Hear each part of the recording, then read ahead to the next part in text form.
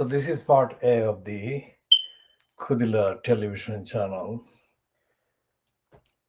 world exclusive diagnosis of Fleet Street. Anyone watching this for the first time should take this evidential factual disclaimer. Now look at this. All the items are about movies and films. All three items. That one is about Friends. That one, of course, about the tragic situation, about the killing of Helena Hutchins. And this one, of course, the item supposedly about bus drivers' strike. But all of these are about the world of movies and films, which actually confirms the evidence of the brainwashing of the many that goes on. The reality is not there. The reality is out of the media. And the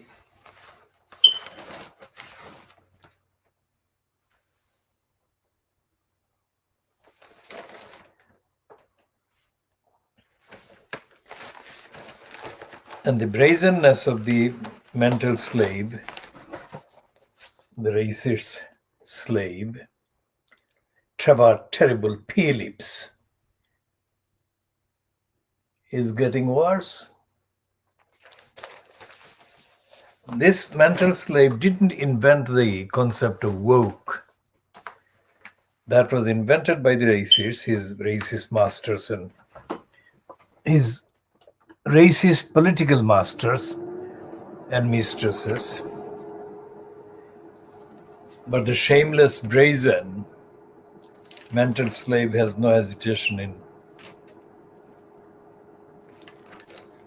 jumping on the bandwagon of his masters and mistresses.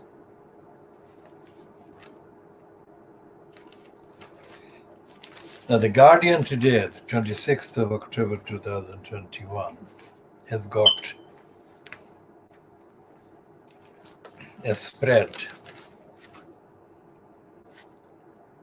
on pages 8 and 9. Now, 4 and 5 is based on the appearance before the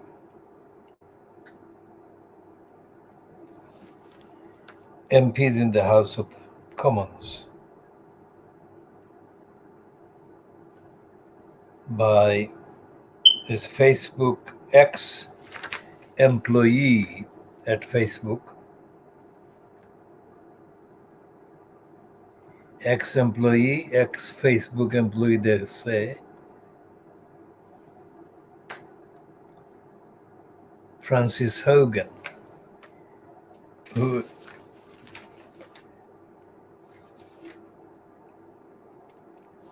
took with her thousands of internal Facebook documents.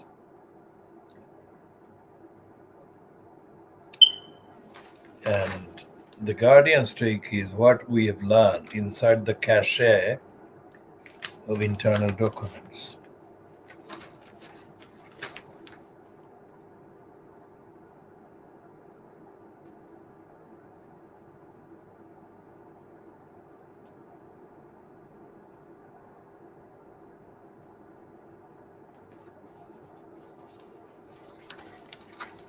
And there are more details about what happened on the set of the Alec Baldwin film. some of the details are too upsetting and distressing. So we are not going to repeat the details, except to say that whatever the sequence of events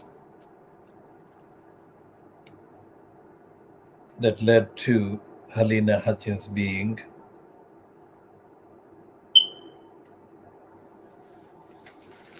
shot and killed. The main issue is that lethal weapons were allowed on set.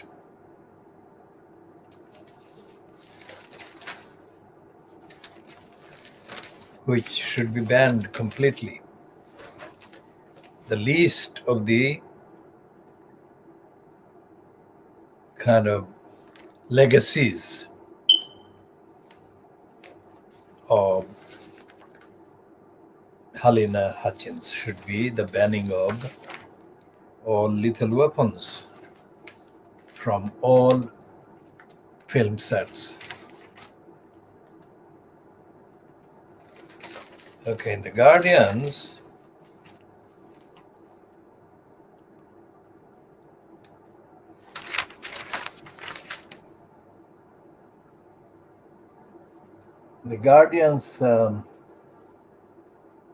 section called Journal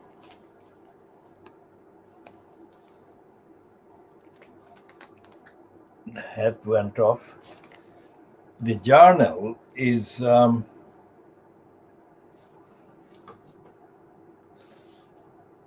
fronted by a piece by Polly Toynbee. And Polly Toynbee is probably the most widely known and longest running columnist at The Guardian.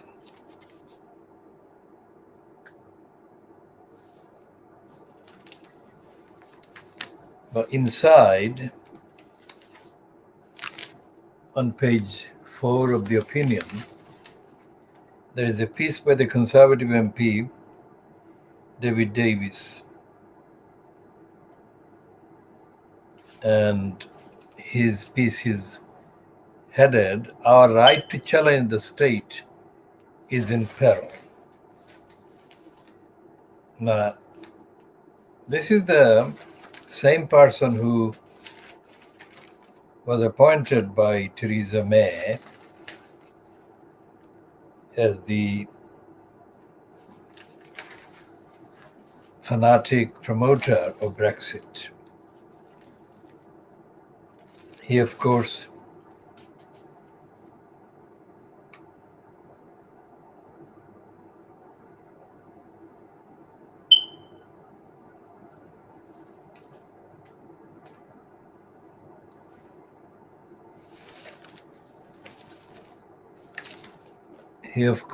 failed to deliver the kind of promised goodies for Brexit. Previous to becoming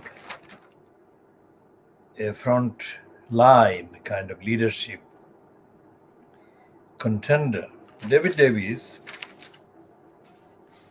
as they say, made his mark as the chair of the Public Accounts Committee. I think David Davis preceded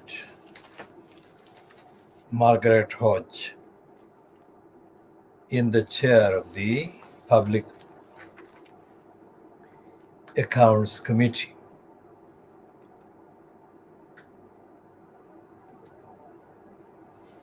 And it was during his incumbence as the chair of the Public Accounts Committee that David Davis appeared in many mainstream news as making comments that got him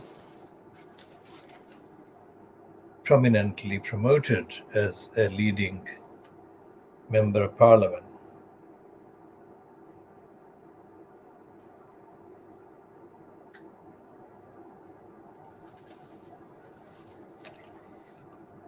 Now,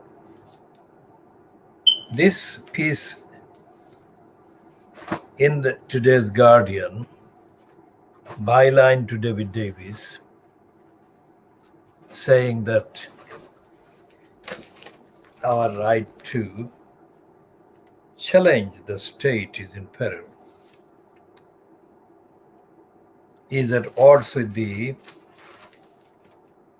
arguments that David Davis made for Brexit. Because the main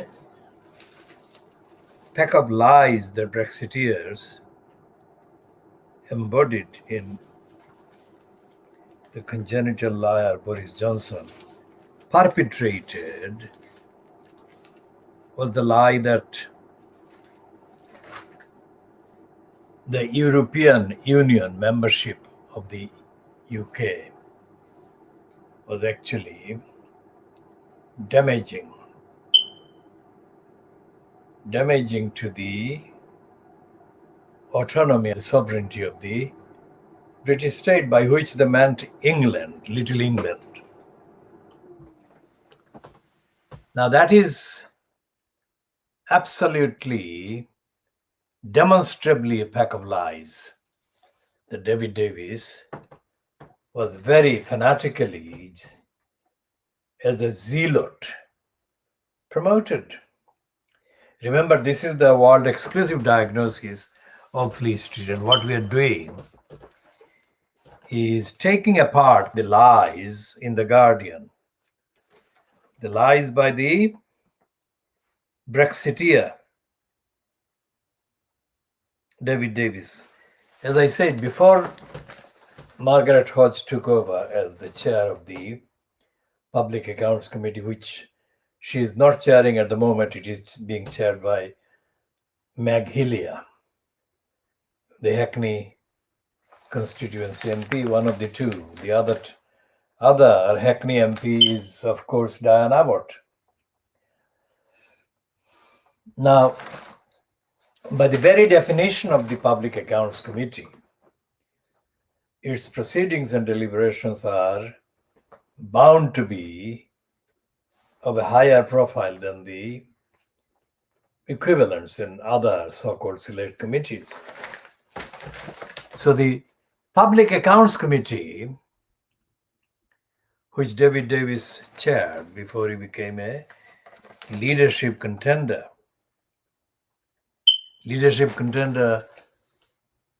just 16 years ago, I think, or 17 years ago, against David Cameron, the sleazeball.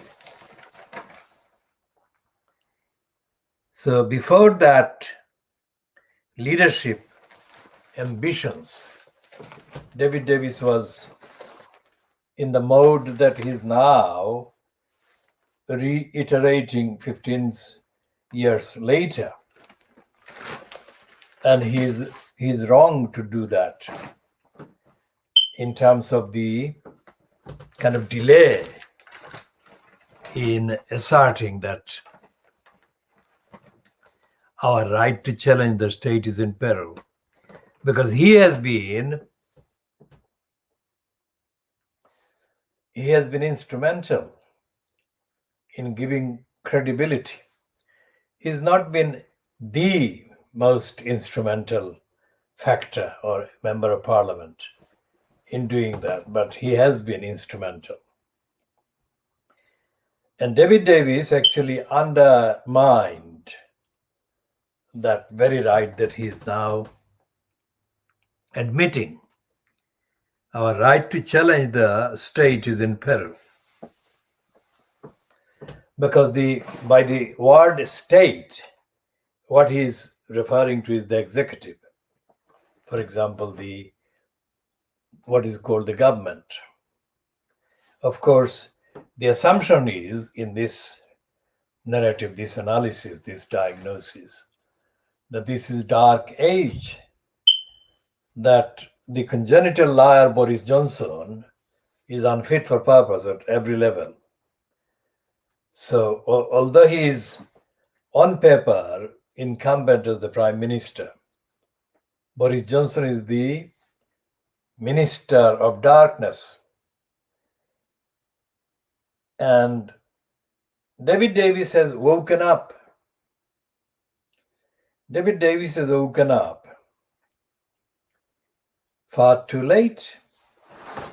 He should have listened to the arguments of people who said that Brexit was wrong, because the sovereignty claim that the Brexiteers peddled was an intentional lie. Because what they were meaning by the attack on British sovereignty, the attack on the fascistic propensities and traditions in politics in Little England, and the shameless, brazen pursuit of fascistic lies by the congenital liar Boris Johnson. This was actually facilitated by Fleet Street, even by The Guardian. The Guardian didn't tell the truth about Brexit during the time when it was being promoted, vigorously promoted, including by the likes of David Davis. And The Guardian colluded with the completely corrupt myth created by the Brexiteering racists and liars, that Brexit was something that the Conservatives needed to have in order to address the issues within the Conservative Party. That was a monumental lie and a monumental betrayal and monumental disservice by The Guardian. Because The Guardian should not have had anything to do with whatever the Conservative internal agenda might be or might not have been. The Guardian should have talked about the country. The Guardian should have talked about the United Kingdom, and The Guardian didn't. The Guardian should have talked about the international treaties and conventions, agreements, declarations and obligations. The Guardian didn't. And no other organ did either, including The Observer, which is owned by The Guardian as a business. So none of the people who were expected reasonably, rationally, and objectively to warn the voters against the impact of Brexit did their job. They didn't do their job. So when David Davis now bemoans that our right to challenge the state is in peril, he is not being honest. He should have said that Brexit was wrong because the executive, Brexiteering executive, fronted by Boris Johnson, repeatedly lied about Parliament and Parliament's role. And he cancelled Parliament. He's the one that cancelled Parliament more than once. And even the Supreme Court, which actually ruled against the cancelling of the parliament didn't tell the whole truth.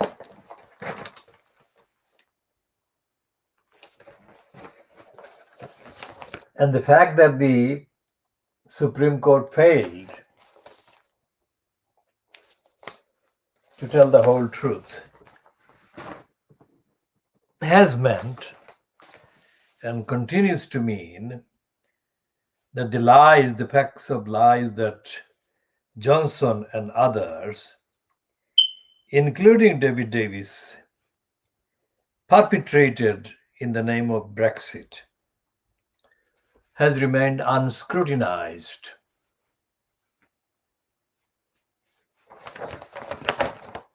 Because with the Labour Party being murdered, politically murdered, there has to be an agency, an arm of the part of the state that is independent of the executive. And the behavior of the Supreme Court is in failing to give the full reason, the truthful reason for saying no to Boris Johnson's banning of parliament, scrapping of parliament.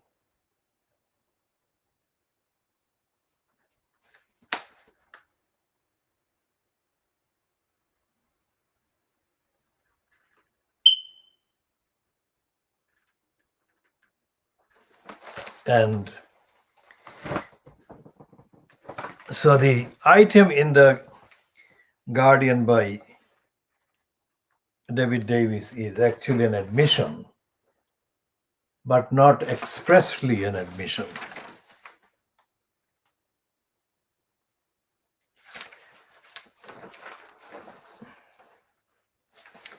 And what is happening with the propaganda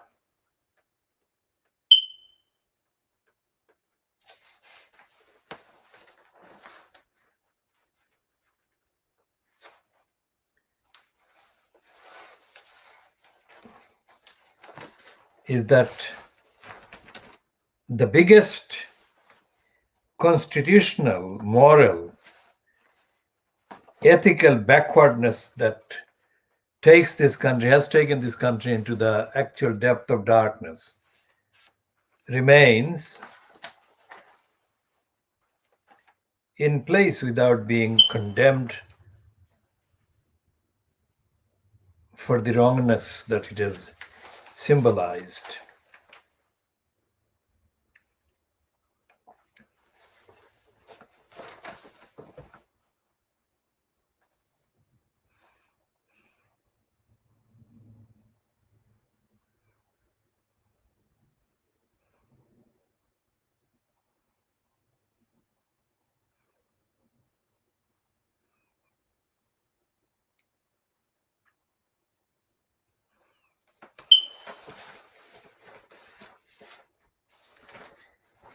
And so therefore, what the Guardian is doing is lying, continuing to lie.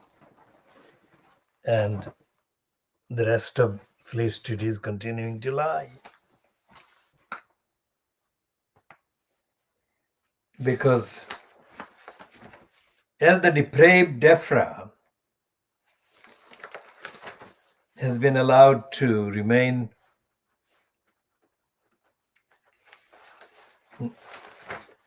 on the record as having lied against the most innocent baby angel Geronimo without being held to account, there is no chance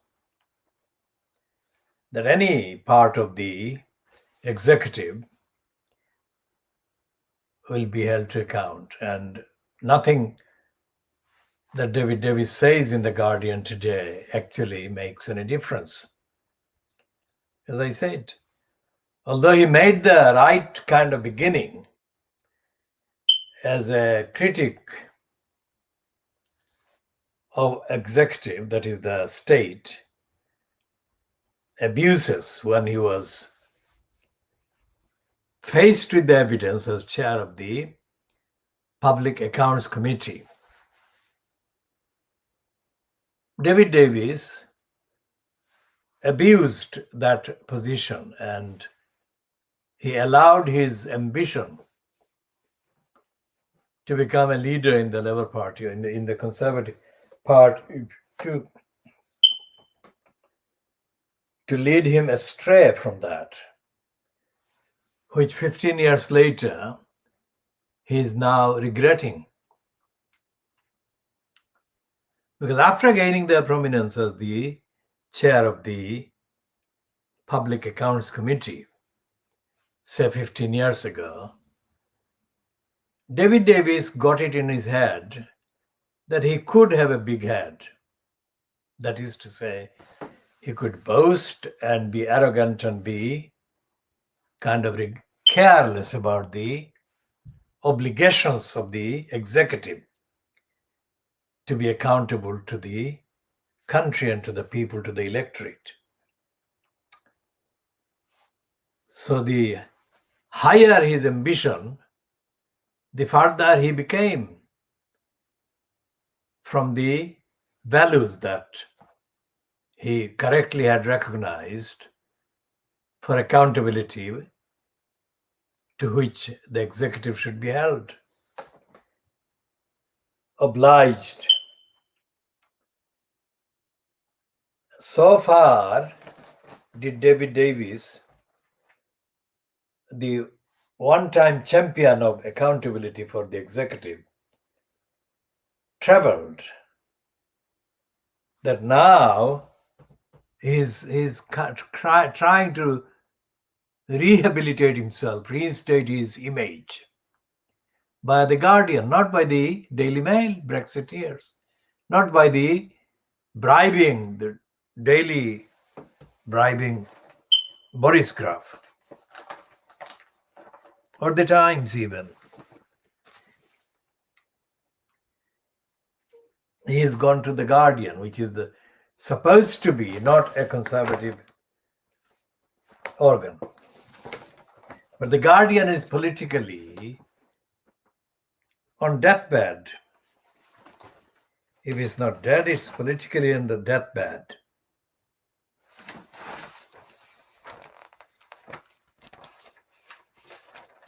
There is a piece about the European Union in the context of what is happening in Spain in the Financial Times. And there is a celebration in the Financial Crimes for Israel by Gideon Rahman, who is celebrating Israel's break out of its global isolation. So Fleet Street is a criminal collection of deniers and denials.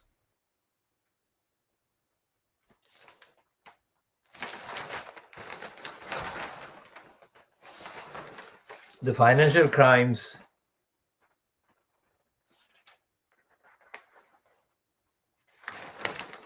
is a financial crime because it is a kind of subterfuge. It's engaged in subterfuge and denial and secret propaganda.